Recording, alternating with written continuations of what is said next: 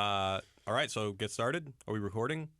We are recorded and ready when you are. All right. Welcome, Wisecrack. Welcome, Wisecrack YouTube fans. Hey, everyone. Welcome to the Squanch. I'm taking that again. We're already live. fucking it We're up already live. fucking it up.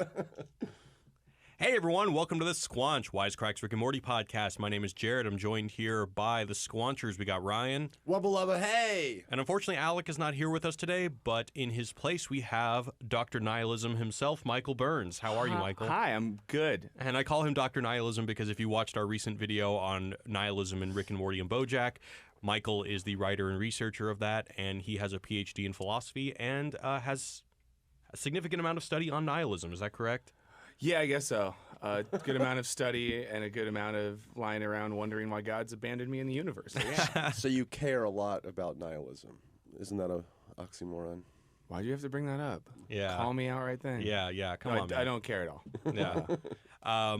Cool. So today we are covering Rick and Morty Season 1, Episode 4, M. Night Shaym-Aliens. But before we get to that, I just want to wave at everyone on YouTube. This is the first time we are doing a live broadcast on YouTube. This is live? This is live. You're looking at human beings right now. Assuming anyone's watching. For all I know, they could not be watching. No one watches this show. No one watches this. Okay, cool. This is actually the first time we've ever done anything live on Wisecrack. So, anyway. Is it? How did you pronounce the episode name? Shaym-Aliens? M. Night Shaym-Aliens. Isn't it Shyamalan? Wait, how do you pronounce? Shyamalan. Shyamalan. Okay, Shaym-Aliens. Okay, never mind. Maybe. Keep going. Anyway, so let's go ahead and get some first impressions. Let's start with Ryan. What was it like revisiting this episode? Dude, so, I love Rick and Morty. I barely remember watching this episode the first time I went through the series. I don't think I've ever revisited it until now. And I kind of remember, I guess, why. Because it's not that good, I don't think. Oh, man, really? You love this episode or something? Well, we'll get to me, but I want to hear what you don't like. All right. I mean, to me, for one, the simulation thing they did so much better in the Ricks Must Be Crazy. Right. It's kind of the same gag. And I think the only thing that really makes me laugh about this episode is David Cross's vocal performance as the alien, because he's just somehow his inflection as the alien is just so funny. But everything else, like the jokes and then the plot and then what happens, I'm very meh. It's just kind of like very watered down Rick and Morty to me. All right, well, we got the hate mail starting. Thanks. This is our first live broadcast. Thanks, Ryan. Anyway, Michael, what do you think about this episode? Well, in a similar way, I was shocked when I started rewatching it that I didn't remember it. Yeah. Whereas normally if I go back, I'd have some inkling of what had happened in an episode. I mean, it was like plot-wise kind of predictable and more boring. Like I remember thinking halfway through, like, oh, there's going to be like a bigger twist to this. But I loved the Jerry storyline so much in this episode, and it makes me so sad. Yeah. So I found myself feeling really sad reflecting on that storyline. and I really love the Postman clone that just keeps saying "my man" over and over. I did find that fun. And I love it during the Appley Awards when you hear "my man." He's like, "Yes, thank you, sir." Well, I guess I'm kind of in disagreement. I really like this episode. I think it's actually one of the funnier episodes. I mean, philosophically, perhaps it's not the densest episode. It's not necessarily the most profound episode to think about, which, is oftentimes what turns me on about Rick and Morty. But I mean, especially the Jerry plotline, I find to be so funny. And I'm curious to hear more about you saying there's not a big payoff, because I think there's actually a very big reversals. Obviously there's a simulation inside a simulation. Perhaps that's predictable. But the fact that Morty is simulated is quite a left turn. I don't even really know how to make sense of it. I think I might be overthinking the logic of the plot, but the fact that Morty is a simulation the whole time is kind of confusing. But we'll get to that in a second. I thought it was kind of dumb too, though. It was funny that they simulated his genitals. Right. And the one person was so embarrassed that they had to do it. That was fun. Oh, Kevin. Yeah. Poor Kevin. Cool. So let's get into the recap for those of you who have not recently seen the episode. So, it's an unnaturally beautiful day when Morty is asked a rather unexpected question in class. How do you make concentrated dark matter? Rick busts in and excuses Morty from class to explain that they are actually in a giant simulation chamber. In a giant simulation chamber run by Nigerian space scammers who are trying to con Rick into giving them the equation for concentrated dark matter. Turns out Jerry also got into the simulation somehow and is unsurprisingly so oblivious that the Nigerians divert power away from his part of the simulation, making it laggy, constantly glitching, and very and complete with very unconvincing human automation. Jerry wins over his poorly simulated bosses with the ad campaign pitch "Hungry for Apples" and runs home to make love to a poorly simulated Beth.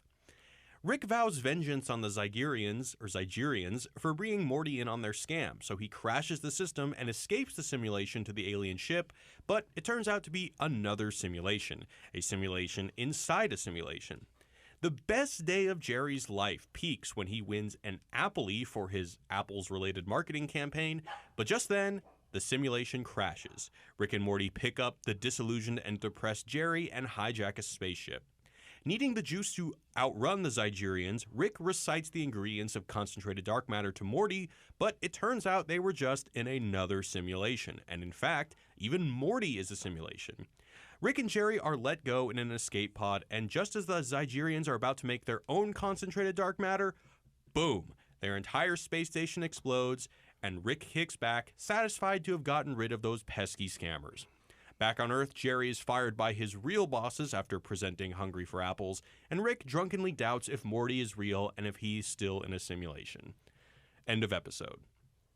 I like that part at the end.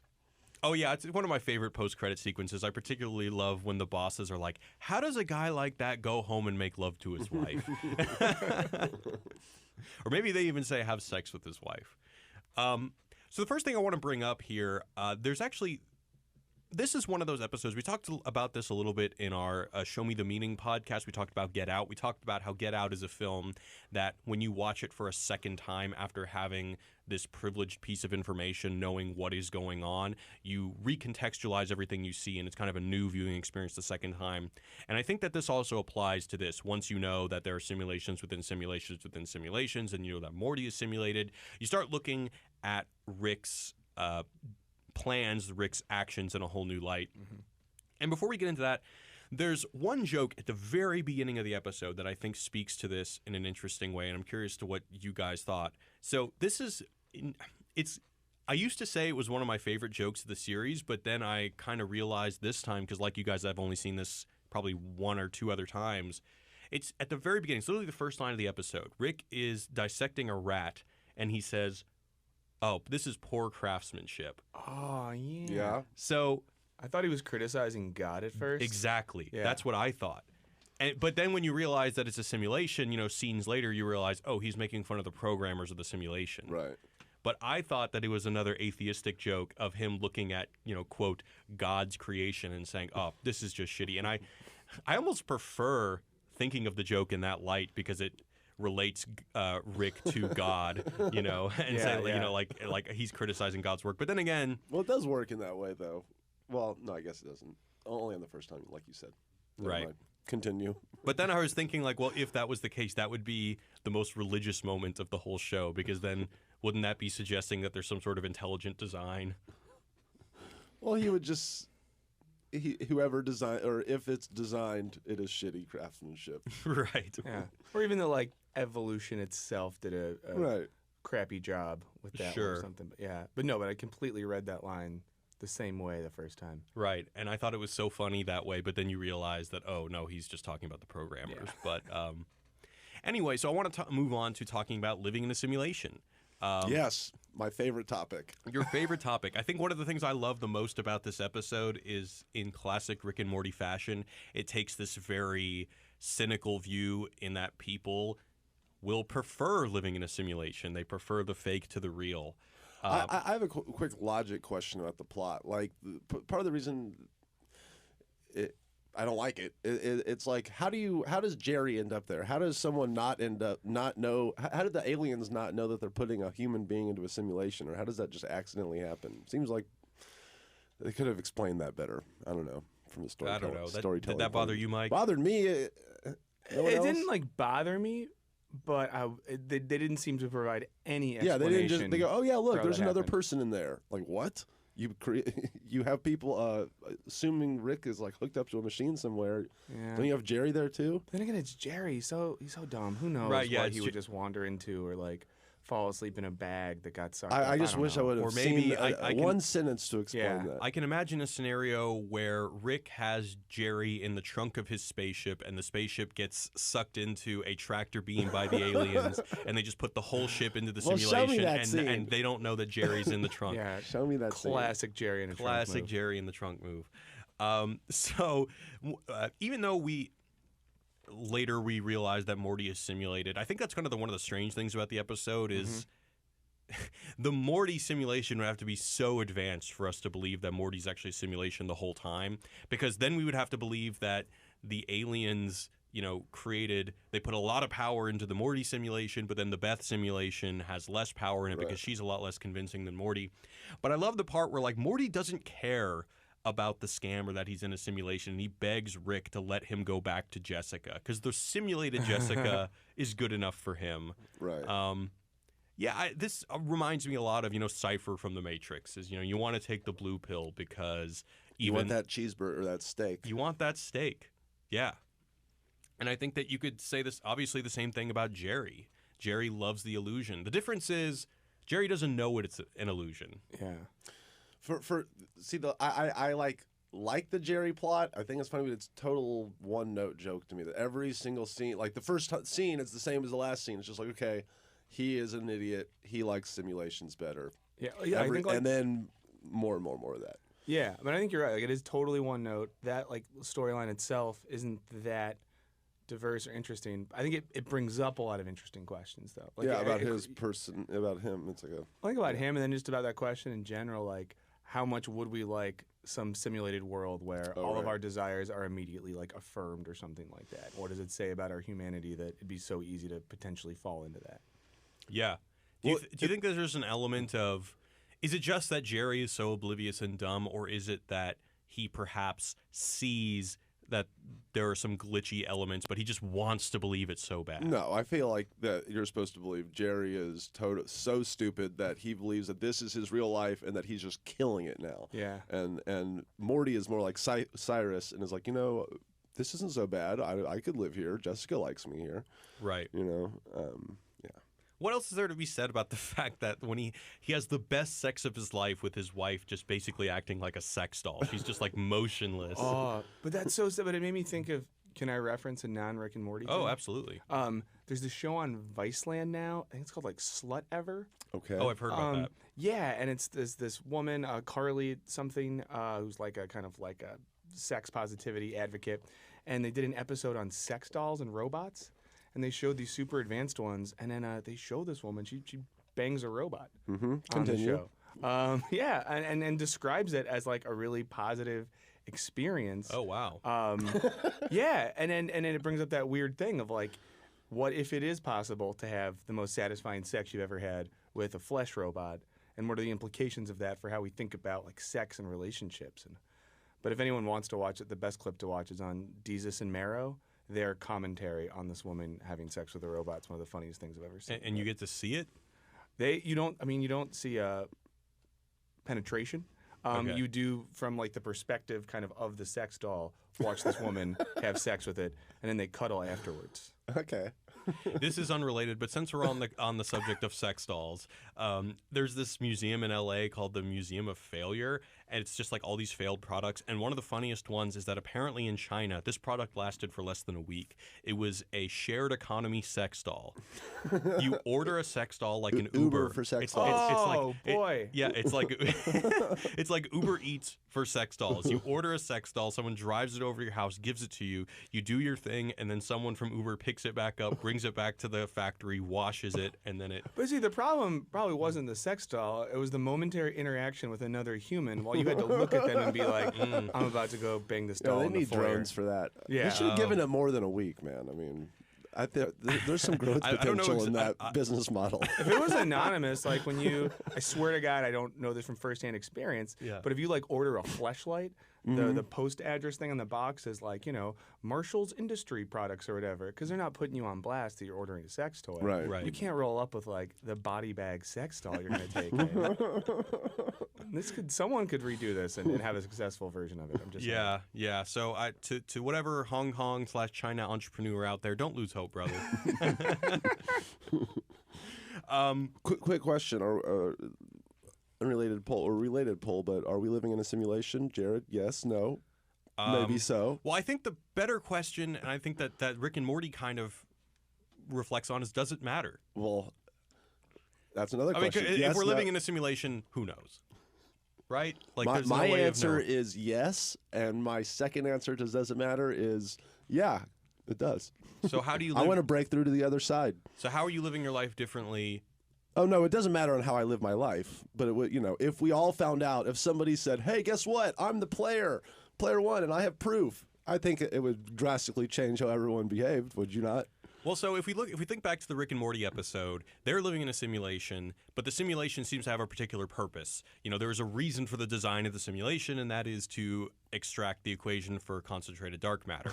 What would be the purpose of our simulation? Yeah. Who fucking knows? There could be a million. It could be Well, important it goes- purpose. It could literally be just someone's entertainment. It could be a random computer generator thing that the creator doesn't even know that we're all out here. Well, it could goes be back to fucking the anything. question of intelligent design, except not from a celestial perspective, but from I guess, more of a computer-generated or computer overlord. Like, they're simulating us for the purpose of what, Well, I would like to know the answer to that question, Jared. Michael Bean. What about you? Michael Burns. Michael Burns. I like sorry. Michael Bean. We better. have That's another dope. Michael. We have another Michael Bean in the office. Just so- I just want to be Michael Bean because I enjoy bean burritos and I'm often flatulent.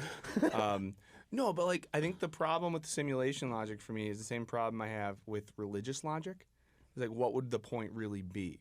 So often, that's your problem with it. I mean, to me, that's the secondary problem. It's more the first is the physical part. Yeah, well, of course that, but I'm kind of practical. I often start practical and get theoretical. Well, to me, it's that's the thing that we would never. I mean, who knows what the advanced civilization that made it, their intentions are. I guess To me, that's a good point. Yeah, for all But we know, that our whispers and laughs create energy that fuels their futuristic sex robots. Right? Like in The Matrix, minus the sex robots. Their shared economy, futuristic sex. But to robots. your point, Ryan, if you want to break through, then I think I would love to. Well, then It's terrifying. Well, then I think that your first goal would be to figure out why they even created it in the first place. Once you realize what our simulation creating overlords want, No. then that's no, the first step in order to knowing how to break through. The first step is to figure out the physics, nanophysics of our reality, and then try to go through a black hole at some point.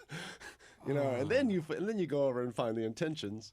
But if that was the case, clearly the people who intentionally had done it aren't going to be happy or psyched to see it if you break through.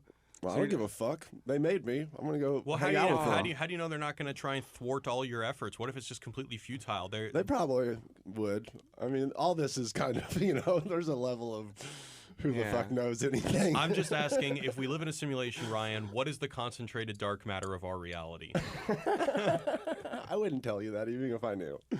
It could be anything. It could I bet be... it's drunk people singing "Don't Stop Believing" at bars, and every time that happens, that sort of chorus fuels something in another dimension.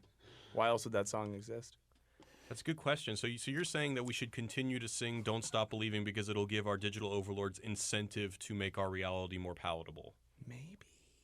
Or should we hold "Don't Stop Believing" hostage and stop singing it so that they'll, make our reality a little bit better and reward us, and then we reward them? I don't know. That would turn the ex-frat bros against us pretty hard. Though. I don't know if I want to mess with that contingent, but All right. All right, Next anyway. point, Jared. Moving on. I guess my next question is, does Rick always know that Morty is a simulation? When does he realize that? That was earlier. I wanted to bring this up Yeah. too because the logic. I don't like getting into the logic of the plot of these episodes, but it doesn't make sense. If Rick is criticizing the rat and is like, shit, I'm in a simulation. If he knows all about simulations, why would he automatically assume that Morty is also with him in this simulation? Wouldn't he just say, shit, everything around me, you don't, right? Well, it seems like he is skeptical of Morty until he sees Morty's penis. He sees that there's a penis. He, at least, Oh yeah, okay, you're right. Well, yeah, and I don't know. and he On the knows one- the aliens don't like penises. right, he knows the aliens don't like penises, so he sees that, okay, well, if they digitally created my grandson's penis, he must be real. But then at the end, obviously, he tells Morty the equation for concentrated dark matter. So at some point, he realizes... I think it's right That Morty's before there, fake. right? Yeah, it's right before when that. they're playing catch with the processors. Right, it's like the heartfelt moment. Yeah. Yeah. And then as soon as they get in the ship or whatever, Rick's whole vibe is like, yeah, whatever, blah, blah, blah, blah, blah. So it seems like he, at that moment, the heartfelt thing, I don't know. Yeah, that's I think to me so. when it seems like Because something's at that up. point, he'd been tricked a couple times for the simulations, and he probably caught on. Is he ever tricked, though? That's my question. Yeah, it's another question I had. Oh, you think from the very beginning? If you are to think that Rick is never tricked and that he knows from the beginning how many levels of a simulation he's in, because if he can't escape the simulation, at least the ones that are, I guess, operating better, that he can't just crash the system, he needs to trick the Nigerians into revealing, oh, you're just in another simulation, of turning that simulation off by either A, pretending to give him the combination to his safe, or pretending to give the equation for concentrated dark matter. It just gets strange because, once again, if Morty is how would he know that Morty's a simulation the whole time? How omniscient is Rick? I mean, I think that the whole So thing... he's playing 4D chess. Yeah, like super 4D chess. If we're meant to believe that, Yeah. it's not entirely clear. Well, is his goal to destroy them, or is that just incidental? Does he happen to blow their shit up at the end, or is that the Oh goal? no, all along? that was totally him saying, "I gotcha." Yeah. At the end, you Well, know? the interesting thing is the reason why he says that he wants to destroy them. Apparently, this has happened a couple times, but he's never actually wanted to kill them. Is because he says they brought my grandson in on this time. That's so right. fuck them. But Oh, then okay. turns out And they his- didn't. Right. Oh boy. But See, you- that's but why you- I think but you that he could- knew at that point. Up till that point, he's like, he really thought that it was Morty, and then it was the moment you're referring to right before. Yeah, I forget exactly what they say, but It's like a game of catch or whatever. right. And yeah. I forget the exact line, but And then something he would never somewhere around then he figures it Yeah, out. he says something like, "Oh, there's always enough time for goofing around." Or Yeah, something yeah, like yeah. that. Yeah. Which is so unlike Rick. Yeah, and Morty. exactly. say. Yeah, it's like jarring when he says that. I mean, be like, wait a second. Right. I was like, what is that going to be used for? Yeah. I think my theory, and this is based on nothing. I think there really is no best textual theories evidence. are. Is that, and this is quite crude, but it's that Rick takes Morty's pants off, sees Morty's penis, and he says, "That's not my grandson's penis." That's He says, "This is a poorly designed penis." I know that penis like I know the back of my hand. And As we discussed last time, Rick does seem to have a proclivity for remembering people's private parts. Like he knows that whatever the girl from Anatomy Park had a puffy vagina. And Yeah, that so was weird. I think that, there may be some validity to this. So I think you're right. another thing I want to bring up, one of my favorite jokes of this is something that they did in the pilot and is something that I think is essential to a rebel character like Rick, and that's making fun of bureaucracy. But it's not Rick who's doing it. So this is actually in the alien spaceship.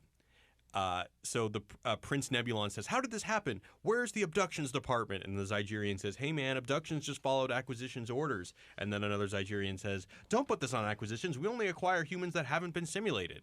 And as well, simulations don't simulate anyone that's been abducted. So, oh, I see. Oh, it was no one's fault. Okay, I'm sorry. Well, the problem's solved. Oh, wait, no. There's still another human in here. Who is he?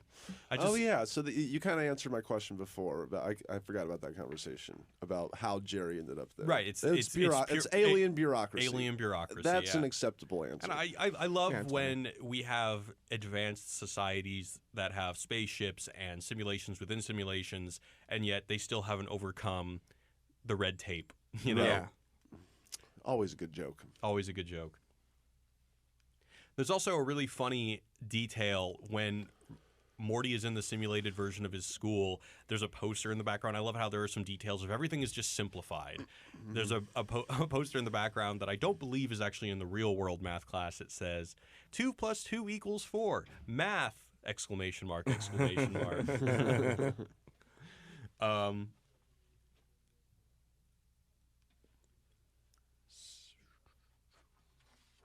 How we doing on time, guys? We're good. It's 11 o'clock. Still got about 50 minutes. How long have we been recording? 25 minutes. Okay.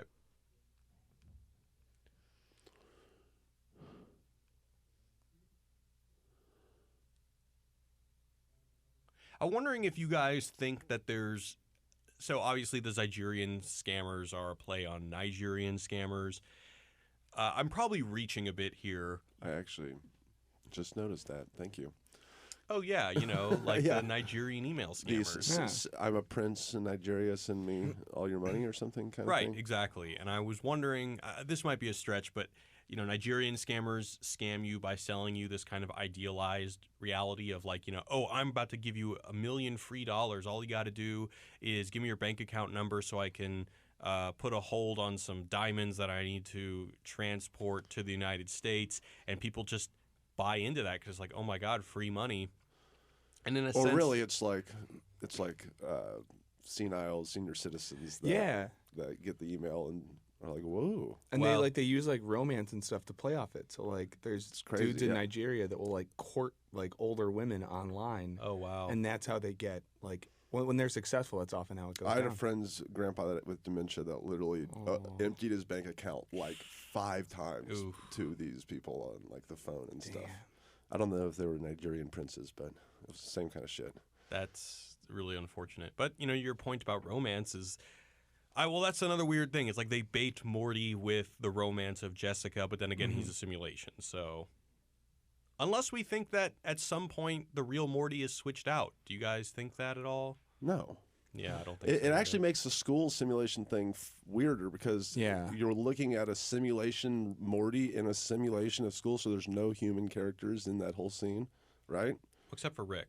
Well, because Rick is like looking through the window. Oh, yeah, for a second. Yeah, okay, yeah. And well, not only that, but like simulated Morty is able to go through simulations. You know what I'm saying? Like we're in the third level simulation, and then everything shatters around them. Right. The simulated Morty can jump off the edge of the simulation. Yeah, what the fuck? I guess that makes But then we sense. see simulations on the ship later, right? When they're like running out, and we see different simulations that are existing in that world, like the Pop-Tart person and the My Man Postman guy. Right, yeah. Are in there. That's true. Yeah. So, Ryan, you like VR. I love it. Do you identify with Jerry's desire to live a simplified life where you're always validated for everything? Well, what does that have to do with VR? Because VR is like a similar, it's at least a step toward an escapism, an idea that you can... But Jerry thinks that he's in the real world, though. He's not trying to live a simplified life. He thinks he's fine. living the real life. Even if you were to make that argument, which is correct, you could still say that once the simulation crashes, he's so sad. He's like, no, bring me back. Yeah, Okay. he has that sense of like genuine melancholy, it seems like, where he's glad to be out of it, but recognizes he has to go back to his real life where no one gives a crap about him, and he doesn't get to have sex with his wife and whatever else it is. Well, I mean, here's the thing. I don't do VR because the real world sucks. It's mainly just because, like, well, shit, I can't fucking, skydive, in my home. I can't fucking, jump off of do all this stuff I can do in VR. Right, and Jerry can't be a hotshot at his job, can't be an award-winning Apple advertising guru, and he can't have sex with his wife. So what's the difference? Well, there's a big difference. I don't go and put my VR thing on and go, all right, now I'm the CEO of a company. Yeah, no, but you're just experiencing things that you couldn't experience in real life. Yeah, because your baseline life is all right, respected podcast host. But Jerry sucks. Yeah. Respected. Like, you don't have to simulate this. You just have it. But wait, what was your original question, though? It was...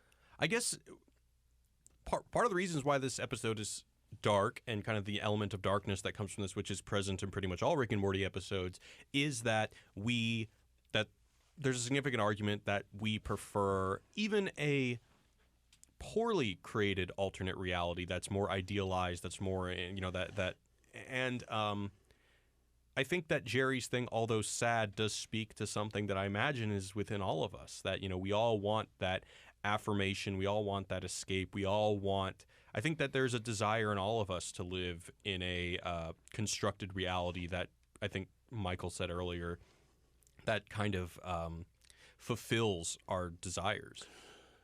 Well, okay. I mean, what I would say that from a, I mean, I don't think that many people are going to be doing that now, but in the future, like I do think that there's going to be this weird kind of Ready Player One, Blade Runner, or not, yeah, like you are going to have lots of people that are going to have a shitty situation in real life, literally all the time plugged into, with an IV plugged into them or something, and they just live there all the time. I mean, that I definitely think that's coming, and it's going to blur the lines. Where do you think the line is, Michael, between like a VR and a VR idealized reality and a sex doll? Don't they come hand in hand? Yeah, they do. No, but I think there's like a line, right? Because we could say that we're so far away from like a Ready Player One type scenario, but like we live in a world now where you could technically like get home from work, have a lot of your community life be digital or simulated. Get any content you want right in your home, get food delivered, get a sex doll in your home, kind of like start to isolate yourself with a bunch of like replicated stimuli. So I wonder, it's not that big of a leap from something like that into something like a simulated reality. Like we can have like artificial material reality right now, it seems like. Right. Which is of a kind of something. To what simulated. extent is a sex doll is just a simulated human being? I don't think that we need to draw like a strict line in that simulation is necessarily always something that is digital and immersive. I think that, Yeah. Well, it's something that there's no agency on the other end. There's no like freedom on the other side of your experience. So it seems like in any case where like you're the one with agency and everything else is freedomless. That we could call that simulated reality, whether it's material or digital. Right. Yeah, I agree with you. It's more of a feeling more of a. It doesn't have to be in a computer, but like if anyone's into VR, there's this game called Werewolves Within that when I first got, I played for like every night, and it's basically like the game like Mafia or something, but you're literally around a campfire with 8 other people, and I became really good friends with all these people. Every night I'd go home, and then you're literally hanging out with like digital avatars of them, and it was like kind of this blurry like, wow, I'm like becoming better friends with some of these. I'm like hanging out with them more than I hang out with some of the friends I live next to. It's bizarre, and so I can totally see getting sucked into that.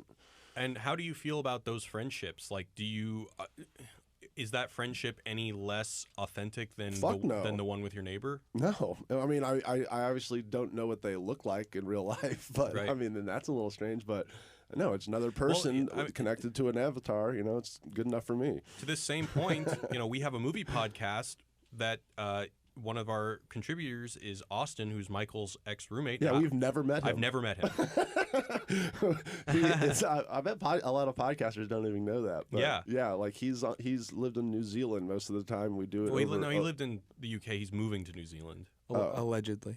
Wait, I thought he lived. Can Michael? Can you just give us some dirt on Austin real quick since we have you here? Yeah, we used to nickname him. We called him Nitro. Okay. For 2 reasons. Once, he started a commercial back in the day. For snowmobiles, and in the commercial, I think it's that his dad ends up stealing his girlfriend. Whoa! In the plot line of this commercial, a 30-second commercial. It's like a 1.5 minute long, kind of like promotional ad for I think it's like a Ski-Doo snowmobile. And at one point he says, "I'm gonna take it to Nitro," and we found this when we were all in graduate school together. So then anytime he would get little bit inebriated, let's say, we would stop calling him Austin and start calling him Nitro. All right, Guess what we're going to start calling him. It's coming over to the podcast. Thank you for that. Don't worry, it's a tip of the iceberg. So that's the first little morsel. But more to come. Well, I don't want to blow our load No. here. Yeah. We'll keep this train going. In fact, when we get to a very touchy conversation, I want to bring you in and I want to have you guys just go at it. Okay. On that. Anyway, so I have another, I guess, to this point about whether a simulated reality is more authentic than an actual reality, or if we're living in a simulation, what we at least think is actual reality. I have another anecdote that I used to play World of Warcraft back in the day, and I met a guy on World of Warcraft who he went to UT, which is, I was still in high school, but he actually grew up in a neighborhood similar or very close to me, and we became friends, and years later I went to his wedding, and at his wedding, just was talking to these randos. Turns out they were in my World of Warcraft guild or clan. And the whole night we just spent drinking and reminiscing about digital memories. Did you remember when we took that castle Exactly. and fucked that orc up, Exactly. dude? That And was you. Oh, fuck. Exactly, and it was like really gratifying and really cool. Like I felt like I was meeting old friends, even though we had never met. And so, I mean, that's a little bit of a tangent, but I think that it's coming, baby. It's coming, and I think that to the point of Jerry and simulated Morty's experience is that I think at the end of the day we don't really care what's real and what's not. Right. You know, we will prefer the simulated Jessica because at least that's some kind of connection. And yeah, but wouldn't the flip side be like you would care if it was like a catfishing scenario?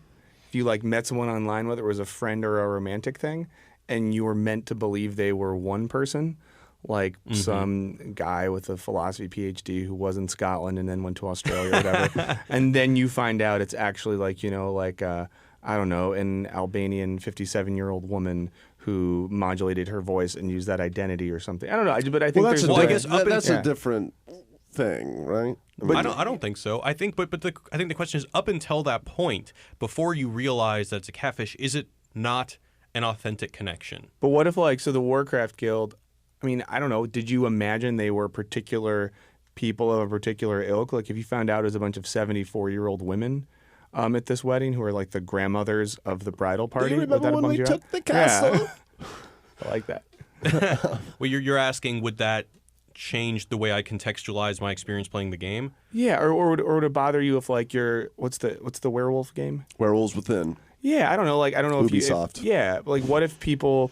Oh, basically, like if they were lying. Basically. Yeah, what if people were lying? But if to me, that's a totally different question. Like, it's one thing for I think Jared's original question was do we care really if we know what we're getting ourselves into and we know it's a simulation? Do we even care that it is a simulation? That's different than we're being lied to the whole time and then you figure out that everything was different.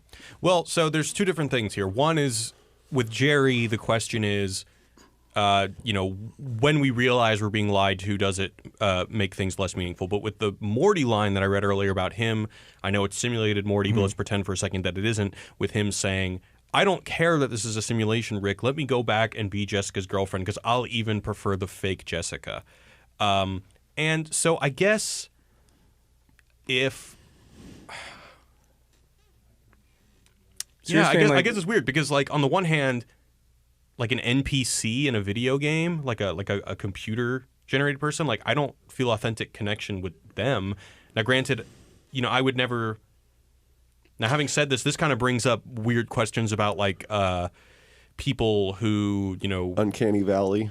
Well, I was going to say people who have sexual attraction to, like, anime characters and stuff. Well, no, like, what if you found out that the people that you had been playing World of Warcraft with and had authentic human connections with, and then you get to the wedding, and then it was only one of them, and then it was like, oh yeah, the rest of those were all NPCs that were just very highly developed and stuff. Would you feel like, shit, that kind of sucks? Well, wouldn't you? I guess I would feel like Jerry in that I would feel like, you know, like when he exits the simulation, he's really sad and he's like, oh my God, the ideal reality's been shattered and I feel super depressed now. Now, granted, I wouldn't say that it was an ideal reality that's been shattered, but I guess I would be upset that I was tricked and that there's a certain emotional vulnerability to saying, like, I, you know, showed my real self to these people. I had an authentic connection and then that ends up being bullshit. I think that, yeah, you're probably right. Yeah. But if you're somebody like they have in Japan, if you're somebody who feels an authentic connection with an anime character, knowing that they're an anime character, totally cool. Then is it totally cool? What do you think, Michael? I mean, I wouldn't find that totally cool, but I'm not going to judge someone. If that's a genuine experience someone has, like, good for them. Mm-hmm. Well, but yeah, Jared, what is wrong with that? I'm not saying that there is something wrong with that. I don't know.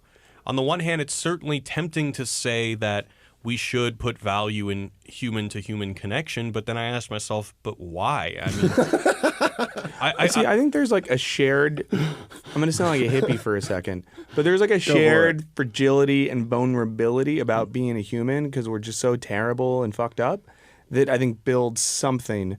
Whereas, like, I don't know, this is such an obvious reference, but like in Her, right? Mm-hmm. That in like the third act of the movie when there's that disconnect where he like can't relate to the fact that she's, you know, connected to the other 1,000 people she's digitally dating and doesn't have the kind of like vulnerability and kind of like individual nature that the Joaquin Phoenix dude has. Sure. I think that's like a real thing. So for me at least, I think there'd be a limit for how much I could feel or relate to a simulation or an algorithm or whatever it would be. Well, okay. Let me ask you this, Mr. Nihilist. You Worst nickname. I like Mr. Bean better, or whatever it was. Yeah, okay. I mean, just like say someone, this hypothetical anime lover in Japan is like, fuck people. They have all this baggage and shit that comes with I've been in relationships and they suck. Yeah.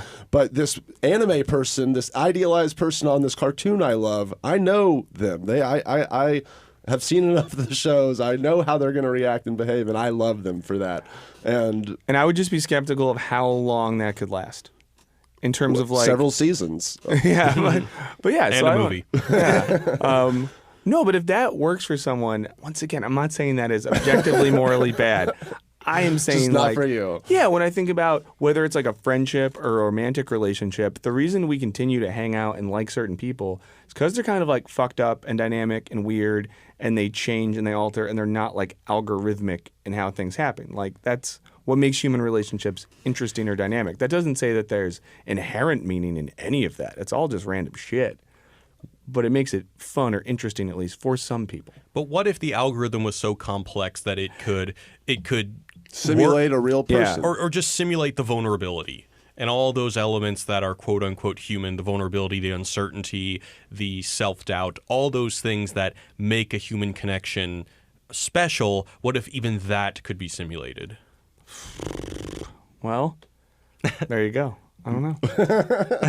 I mean, I think if we get to the point where we can simulate like the absurd brain chemistry of a human, Right. then at that point, then it's just a question of like what do we call a human and what's not a human anymore, I mean, which is just begging a whole other set of super weird speculative questions. Right.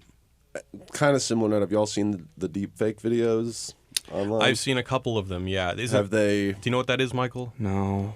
For anyone out there doesn't, yeah, tell them, Jared. So deep fake, correct me if I'm wrong, but it's basically that really scary dystopian face emulating software to where you can basically Like make, what they're doing with porn and stuff now? Yes, Yeah, exactly. So And other stuff? So you can put whoever's face on anything. So like some of the funny YouTube stuff is they have like deep fakes of putting Nicolas Cage's face on other movies, and it's pretty convincing. I mean, all the stuff on YouTube is done by amateurs, but it's scary how seemingly easy and precise it can be. So Wait, yeah, so someone could hypothetically just with some snapshots of your face. put Jared's face in the movie Mrs. Doubtfire for the whole movie and upload it online. I'd watch the shit out of that. Hypothetically. yeah, they could. I get that. All they needed is thousands of pictures of Jared's face doing different emotions, I assume. But I honestly, when I had heard about it a lot from people, and then I saw the Nicolas Cage videos, I'm going to say I wasn't totally convinced. Like, it was definitely like, all right, I can definitely see that's CGI there. But it's enough of an idea to where it gets in your head. You're like, well, fuck, in 10 years, this is going to be perfect. And imagine the people on YouTube are amateurs. You're not going to look at any video the same, you know. It's going to totally just change how, you know. It's like, oh, hey, I have video proof of this crime you committed. Well. Or then at that point, like, if someone wants to make a movie and doesn't have the money for cast, can they just literally... Oh, you're going to have to totally get your, like, face copyright or something if that's possible. Right. Well, that's just going to make people who own the estates of dead actors are going to become much richer. Because, you know, then, like, they're basically just getting SAG. Dude, I cannot wait to watch, like, an awesome movie that stars, like, all these dead actors from throughout time, you know, together. Like Humphrey Bogart and fucking Marlon Brando all in a movie together. Audrey Hepburn is, like, a cyberpunk badass. With Nicolas Cage. Right, yeah. We're going to have, like, Brando and... we're gonna have Brando, Laurence Olivier, and Ryan Gosling and in a buddy comedy. Wait, Ryan Gosling's dead? No, he's the one that's alive. Okay, I just. Whew.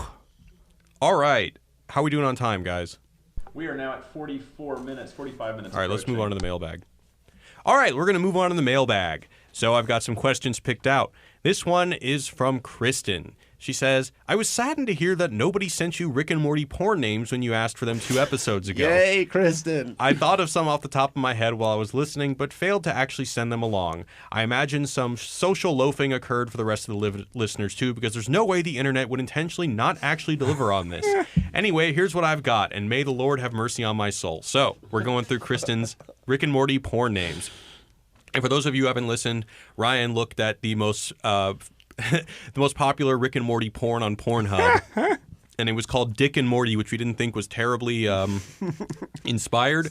So here are some of Kristen's ideas. First one is just called Two Boners. What? Okay. Next one is Fister She Seeks, like Mr. Me Seeks. Fister She Seeks. All right. I like Two that Boners came out with a dud, but Yeah, then she really it jumped went up a in little that bit second up. All right, keep Next going. one. Nobody exists on purpose. Nobody belongs anywhere. Everyone's going to die. Come watch TV. Pun. Okay. That was just like a complete brick, 3-pointer from right. deep, She's and got then a some missed more. layup. Rick and Squarty. I think maybe I she like meant that. Rick what and is Squirty. Can you just go squirty? Like, just go I squirty. think we're Let's gonna go say Rick and Squirt. Squirty, and Rick I and like Squirt, that. okay. That's a plus material right there. Pirates of the Clitoris. That's more of a Pirates of the Caribbean kind Right, of. but Yeah. you know, the one with the Anatomy Park. Okay. I like this one. Goodbye, Poon Man. Wait, I didn't. It cut out. Can you do that again? No. Goodbye, Moon Man, you know, from that one episode. Was that like a... It's a song. It's a real song, right? Okay. Anyway, If I heard it, I wouldn't get that it was Rick and Morty right from the get-go. But that's why I tried to sing. yeah. Yeah, it's good enough. Yeah. Okay, this one I don't get. Choke up on the clap. Ooh. All right, well, this is the last one, and this is my favorite one. Simply a chemical reaction that compels animals to breed. Yes. Yeah. There we go. Thank you, Kristen. Thank you, Kristen. A plus. And for the rest of you who didn't send us porn names, come on, get your Yeah, shit together, fuck. guys. What the fuck is Although wrong there's some with really good Hollywood? ones. I feel like I was negative about Kristen, but like she really put it out there. She tried some stuff. you tried. Oh, yeah, Some of those are really A good. plus so for effort. Really good job. Absolutely. And to be honest, Kristen, the one I came up with totally sucked. I didn't even come up with one. I just said, it's some variation on Get Swifty. I couldn't even come up with one. So, Kristen, you definitely did better than me. All right, so this next one is from Sam. So, in our Well, last episode of... Can I say mine? Oh, sure. Yeah, Ryan wants to give more porn names. Mr. and Mrs. Poopy Butthole. Wait, hold on. Let me get That sounds like a terrible porn I would not want to watch. Hold on. Something with Mr. Poopy Butthole. He's got to be in a porn. You know, like a really gross Yeah, porn. the problem is that when you say Mr. Poopy Butthole, like... I mean, I wouldn't want to watch it. But, you know, if it existed, I'd be cool with it. Yeah. Let's move on. Okay, so Sam is... Cut that out. No, we're leaving it in. This is live, dude. Oh, yeah, you can't cut anything out. We're live, baby. All right, so Sam says regarding Anatomy Park, he'll start by admitting that I'm a little biased toward this episode. He loves Jurassic Park, loves John Oliver, and loved Rick and Morty, so naturally he loved this episode.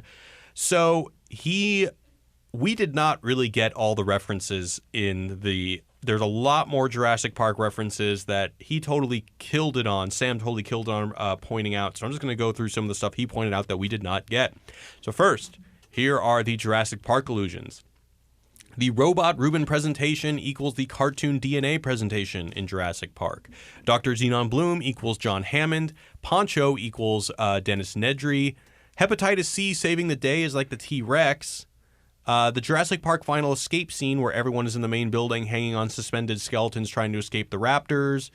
Never mind.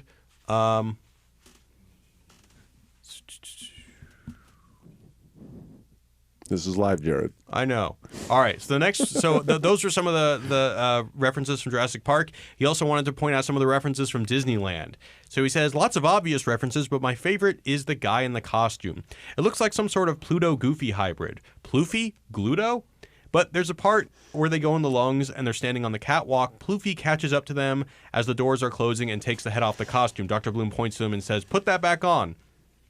I believe this is a call out to Disney and how the employees have to always be in character no matter what. Apparently they're very strict about this and give the employees little room for error. In this instance, the park is failing and their lives are in danger, but Dr. Xenon Bloom still won't let the guy break character. I like that because, In my years before Wisecrack, I produced a commercial for Disneyland, and I got to go backstage to where the characters take their heads off and are smoking cigarettes and taking cigarette breaks. And yeah, they're very strict about do not break character, do not take the thing off unless you are backstage. Yeah. And for years before Wisecrack, I was a mascot character, and I never broke character. That's Thank right. you very much. Ryan did birthday parties. That's incredible. 4 years, baby. For 4 years in the service, and he even dressed up as Yo Thank you Gabba for your Gabba service. and did the and hosted the birthday for what's her name? Gwen Stefani's kid. Gwen Whoa. Stefani's kid. The Yeah. one with Gavin Rossdale? Yeah, they were nice. That's pretty cool. I'll see him in People magazine every once in a while and go, oh, I remember back in the day. I was at your birthday party. No, And they got divorced the next day. Oh, they got divorced since their party? Yeah, dude, man. she's with the country guy now. Oh man, Ryan, you fucked it up. Hey, All right. Broby fucked it up. Damn. All right, so this one's from Blake. He said, in your recent episode on Lawnmower Dog and also during Anatomy Park, you discussed whether it was moral to give a dog self-consciousness on the level of human being. You talked about a philosophical viewpoint which states that it is immoral to have children, which is called antinatalism. If you're interested in investigating the concept further, you may want to check out the work of David Banatar in his book, Better Never to Have Been. Interesting. Are you familiar with this piece of work, Michael? I don't know. Is this the guy who wrote like a New York Times column recently on the same thing? I saw something. I don't know who the. I saw some sort of a paper or an essay or an article that was about why it may have been better not to give life, but I have not heard of the term antinatalism. But this is super interesting. Do you have, as the only professional philosopher here, do you have a perspective on this movement? Also, to answer your question, it was in the New Yorker, the case New for Yorker. not being born. Yeah. Is that guy? That's that guy, Benatar? yeah. David Benatar, yeah. Okay. Pat's little brother, actually. Pat Benatar's brother. Okay. That's not true. I don't know. I mean, I know that article got a lot of flack, but I mean, to wildly speculate on the status of unborn children. No, I don't know. It seems like a weird. I think the ecological argument is more interesting. I don't know if that guy's book talks about that. But I think there's a way that you could discuss the ecological ethics of reproduction, looking at like rates of consumption and climate change and stuff like that. And you could either argue that like maybe we should take a break on producing humans because of the strain we're putting on the environment, or the flip side would be, is it moral to bring children into a declining world? Right. I believe in the article there's some sort of, it's almost like a Pascal's wager kind of thing where it's like you enter the world and it's good, you enter the world and it sucks and you suffer, and there's some sort of like, 3 out of 4 of the choices of being born ends up sucking or something like that. So therefore, is it ethical to bring life into the world? Yeah. I mean, I have a friend that's like an ecological philosopher. I won't say his name. He's published a lot of books, though. His personal thing is he thinks it's immoral to have children, but not in like an antinatalist way, but just that like he's convinced that the world is legitimately collapsing, and that to bring a child into the world right now would be like inviting a friend on the Titanic after you knew it was going to hit the iceberg. So how would he feel about China's one-child policy? Would he think that that's a good thing? I mean, I don't want to put words into his mouth. Yeah, since I didn't say his name, Yeah. I'll just say wild things. I mean, I think that like if it was for reasoning like that, maybe. But I think that in that case, you would still be bringing a child onto the Titanic. Right. So I think that someone with that view would probably say No kids. no kids. Oh, but in terms of the ecological argument, having the government mandate, shrinking the population perhaps is necessary under that frame of yeah, thought. maybe. But then it just seems like it'd be way easier just to ban fossil fuels. Sorry, car lovers out there. Would that be easier though than telling people they can't have kids? Then mandating what reproduction? Yeah. Well, they've already How are done you going to it. enforce it? Yeah. China did it. Are you gonna do that. it, Jared? Are So- you ready for that responsibility? I mean, I couldn't do it by myself, but if you give me a huge government, I can. I'm just A saying, huge like, totalitarian it just seems like government. less difficult to be like, hey, sorry, we're phasing out these cars, than to be like, I'm taking your child. Like I could, All I'm saying is one of them's been done, the other one hasn't. damn, trumped by the practical example. Fuck. All right. My position is be fruitful and multiply. God bless.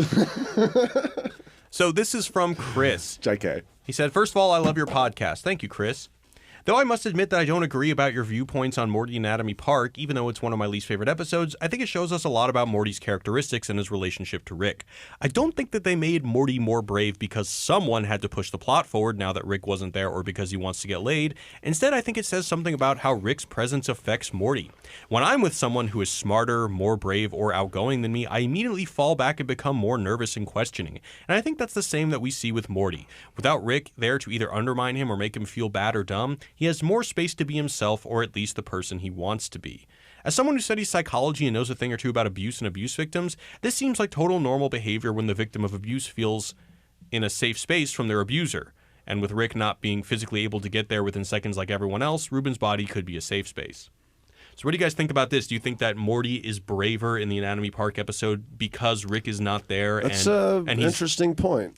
Yeah, I think I definitely believe in his idea of, you're different, people behave differently around different kinds of people, Yeah. So once in 8th grade, I was friends with this really handsome guy named Colin Wines. Okay. He was very popular and cool. Whenever I was around him, I couldn't talk to girls. It terrified me. And then in 9th grade, he switched schools.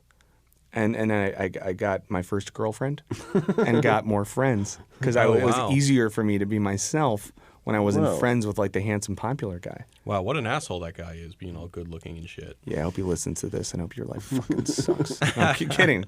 Yeah. I guess you don't keep in touch with him.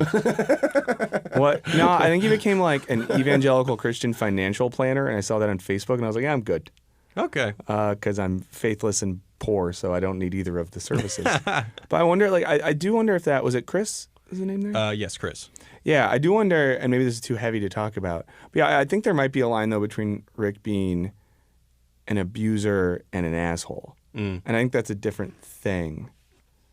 Well, so even in this episode that we're talking about M. Night Shaym-Aliens, there's a part where, in order to get away from the aliens, he just pulls Morty's pants down. Instead of pulling his own pants down, he just kind of, he's always a dick to his son. I mean, yeah. Could that? I mean, I'm sure there are certain people that could argue that that's abuse. Yeah. Yeah. That's I love that moment. Yeah. All right. This last question is from Mark. Firstly, love the podcast. It's really enjoyable to listen to your insights. Thank you. Thank you, Mark. Yeah, Mark. At the end of the last episode, you started talking about whether it's desirable to attain knowledge, which immediately made me think of the oft-quoted phrase by Alexander Pope, "A little learning is a dangerous thing. Drink deep or taste not the Pierian spring." The Pierian spring was said to be where the 9 muses resided in ancient Greek mythology, the fountain of all inspiration. There's definitely some truth to this, as intellectual curiosity can be a rabbit hole. However, I think there's a distinction also that needs to be drawn between knowledge and wisdom. I would argue that knowledge is simply data as attained, but wisdom is the understanding of such data as a means to live a good life. Kierkegaard argued that the good life cannot be a matter of disinterested inquiry, but that a person's value system is lived truth which is developed over time. My point is that whether or not knowledge is a curse is entirely a matter of perspective. Granted, you may learn uncomfortable things along the way, but how/if you inculcate them into your value system is up to you. There is no one right answer. Very well said. You're a Kierkegaard expert. You've written about him. How does that resonate with you? Yeah, that's right. I think what he was getting at there is Kierkegaard was obsessed with the difference between abstraction and appropriation. So abstraction is we can sit in a room and say we know some shit, and the abstract appropriation is when that shit affects the way we live our lives. Was this Mark? Yes. Yeah, and Mark rightly brought up the distinction between wisdom and knowledge, which is very Greek, right? So that's what the Greeks would have thought in the Socratic tradition. Knowing stuff is one thing, having that stuff affect you so you live a good life is another thing, and that's the spirit Kierkegaard wanted to resuscitate. The only difference would be at the end, does Mark say something like truth is relative and it's... He says, my point is that whether or not knowledge is a curse is entirely a matter of perspective. Yeah. What do you think? Do you differentiate between knowledge and wisdom, and is there one that you emphasize in your life that is more important than the other, or do you actually? Is there some knowledge that you don't want to know? Do you willfully keep yourself ignorant of certain things? Do you not want to transcend past the simulation and meet our players? Tell me more. No, see, I think I don't, but I think the first part of what he said I think is interesting, because I think we do live in an age where everyone reads a 500-word take on whatever like political, scientific, or social issues going on, but we very rarely go past that. So we do live in an age where everyone knows a little bit about everything, which is something Kierkegaard talked about as well and thought the media in his day was doing that. And I think maybe people do that because we're lazy and have a lot going on and short attention spans. Maybe we do that because we don't want to take the like intellectual risk of diving into stuff. I don't know. What do you guys think? I think that I don't see the problem in that. Like because it's a hundreds of years ago, people didn't know much about anything. You know what I mean? And now we know. We have kind of a nice little bit of knowledge about hundreds of subjects, and then most people focus on a couple of those, and I think that makes sense. See, I disagree. I think that when people have like very elementary knowledge of another thing, but the problem is when they think that elementary knowledge is that makes them experts. That makes them experts, or gives their opinion some sort of elevated validity, and people think that they're right, and they let the outrage motivate, what they think ought to exist. But that would be like if you went to taco night at Golden Corral. And then you like went to Mexico City and you were like, listen, fucktards, this is how you make art. You know what I mean? Like I think there's I love Golden Corral. I have no idea what you're talking about. I'm not hating on Golden Corral, but it's like the Golden Corralification of knowledge where like there's the big buffet and it's fun to try a little bit of everything there, but we're not going to act like Salisbury steak is equivalent to like a nice porterhouse. I think in the same way, it's good that we have a little bit of knowledge here and there. But we need. There's nothing wrong. It's just when people. It's not an end in itself though. Like if we went to Golden Corral sometime, I'd be happy as a clam. If you told me all restaurants are Golden Corral now, I might consider euthanasia. Me too. I would. I'd drink the Kool-Aid with you, brother. Wait, does Golden Corral, isn't that seafood? No, it's just like a big buffet of everything. I'm thinking of Long John Silver's. I don't know why I get those confused. Well, because Long John Silver's will often have. Oh no, I'm thinking of Red Lobster. Never mind. In Laredo, they're across the street from each other. Oh. All right. Well, that is going to do it for today. If you're watching us on YouTube, thank you for tuning in. I want to thank Ryan and our special guest, Michael Burns, for joining us today. Thank you, Michael. Thank you so Michael. much for having me, guys. Yeah, this was super fun. And you've actually got some fan messages coming in and some fun porn titles. I have to read these to you. Off YouTube. So we were just informed that we've got some good porn titles coming in. So from the Jacob, Facebook Live account. I think YouTube can hear me right now. I think that's right. Oh, really? So this is the engineer. But we have, first of all, a lot of people saying, "What the fuck? You guys are really hot." Especially Ryan. You're so hot. Hot. I would. So Shia S says, "WTF? Ryan is so hot." And then some of the. Thank you, Shia S. And then some of the. We've got some porn titles. So 2 Ricks, 1 cup here. Oh, that's hell a good yeah. one. Sure. There we go. Bravo. Yeah. 2 Ricks, 1 cup. I like it. Didn't One of the overthink best it. ones. Yeah, it's great. We've also got I'm Tiny Dick. Okay. Yep. Good one. There's some others here. There is more poopy butthole stuff, but there's also Poon Man. I don't know if we already said that. I think that came in. Oh, earlier. Goodbye, Poon Man. Yeah. Oh, Wait, so what it's was not the a Mr. Poopy Soundgarden reference? Butthole one? I think it's the same thing. It's 2 Mr. Poopy Buttholes, 1 cup, which doesn't really have a good. Yeah, ring that to doesn't it. have quite a ring, but I appreciate the effort. I figured you guys would like to hear that you guys are all hot, and there's 2 Ricks, 1 cup. Well, hey, thank you, all the contributors out there. Yeah, Ryan, you sexy beast. Well, that's the point of this shut up. podcast, right? To have a bunch of sex symbols discussing hot topics. Yeah, I think That's so. not how it was pitched to me. That's what I saw in the email. Yeah, we're all Just a bunch of studs talking shop. That's right. We're all slightly more attractive than Slavoj Žižek. Yeah. And actually, I think That's the standard. we're all going to CrossFit right after this, just to watch. You do CrossFit? No. Oh, okay. Jesus. No, but if anyone I'm does gonna go CrossFit, sit on my what do you ass and mean? edit all day. I'm excited about it. Yeah. All right, cool. Well, that's going to do it for today. Thank you, everybody, for listening, and we will squanch you next time. Peace, everyone. Squanch you later, baby. Bye.